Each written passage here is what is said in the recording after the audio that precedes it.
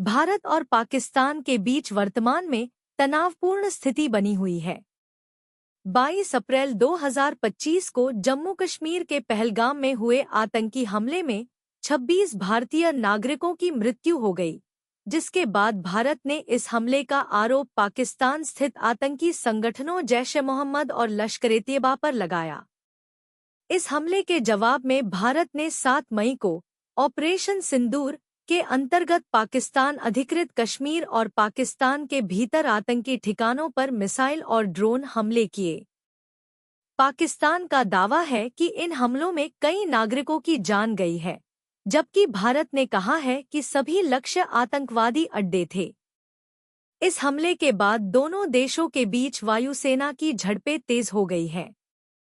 अनुमान के अनुसार करीब 125 से अधिक फाइटर जेट्स इस संघर्ष में शामिल हुए हैं, जिसे हाल के वर्षों का सबसे बड़ा हवाई टकराव माना जा रहा है।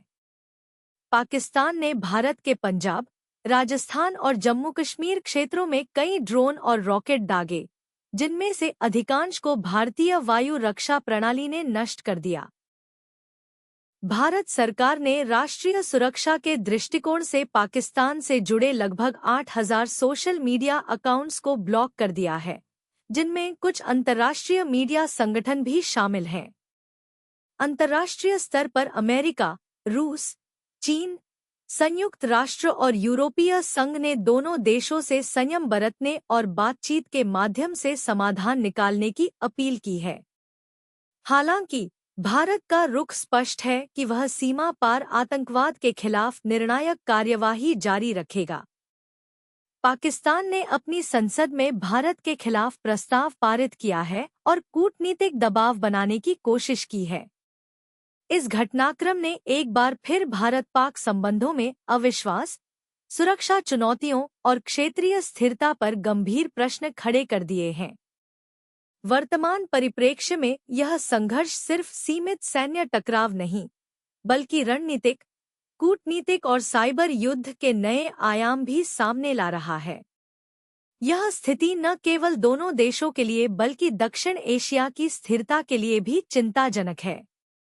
यदि यह संघर्ष बढ़ता है, तो भारत की नो फर्स्ट यूज परमाणु नीति की प्रासंगिकता पर भी अंतर्राष्ट्रीय बहस हो सकती है। इसके साथ ही भारत की जल कूटनीति, विशेषकर सिंधु जल संधि को लेकर भी नए दृष्टिकोण विकसित हो सकते हैं। अंतर्राष्ट्रीय समुदाय, विशेष रूप से संयुक्त राष्ट्र, अमेरिका, यूरोपीय संघ, चीन और खाड़ी देशों ने दोनों पक्षों से संयम बरतने और कूटनीतिक समाधान की अपील की है। क्षेत्रीय स्थिरता, वैश्विक व्यापार और परमाणु हथियारों के खतरे को देखते हुए दुनिया भर में इस तनाव पर गहरी नजर बनी हुई है।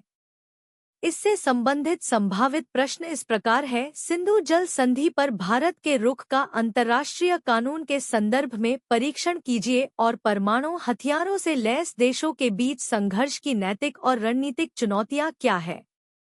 साथ ही निबंध हेतु संभावित विषय: भारत पाकिस्तान तनाव, शांति की संभावनाएं और परमाणु डर हो सकता है।